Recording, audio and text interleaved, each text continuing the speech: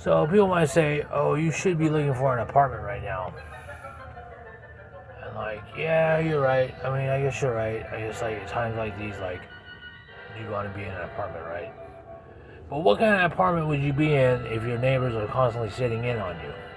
If you like you can't afford yourself to think. If like you're in one place, then someone above you or outside of you makes some kind of noise to distract you or something like that, or to make some sit in on you, right? What kind of living is that? What kind of living is that? And even so, even if I did qualify and stuff like that, even on the outside, people do this on the outside. So like you're saying, oh, so you qualify, you do this, your dogs are okay, you get all your deposits, your first and your last, and you move into a place where the architecture's messed up, and like and like around you is like as soon as you get out, blah, blah, blah, in your face, or like as soon as you have a thought or something like that, they're reading you on Instagram, da da da, they're in your, on your ceiling, like that. What kind of living is that, other than having a cup of coffee and a bathroom? I mean, it's like so.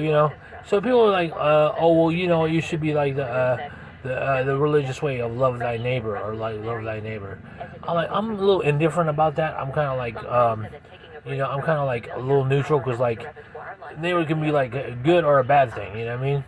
And from time I was at that place, I don't want to speak on it too much because last time, but getting in the place to the very end.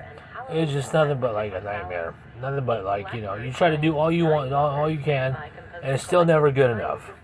Still never good enough. So times like this when I'm bored or like, oh yeah, I have nowhere to go, or I don't have that much money or something, even though I don't have a rent to pay, even though like the car just all of a sudden broke down, like why did that happen? You know what I mean?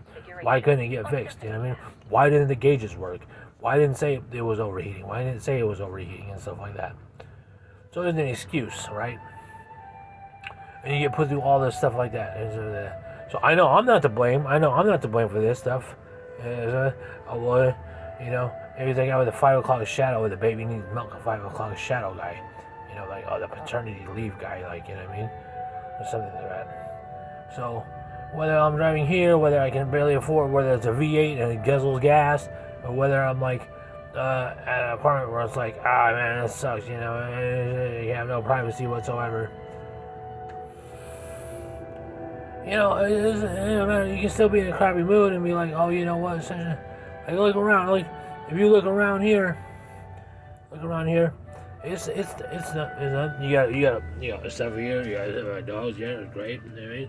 You got like stuff there, and other stuff there. You got stuff there. It's just all a bunch of stuff, right? You know what I mean?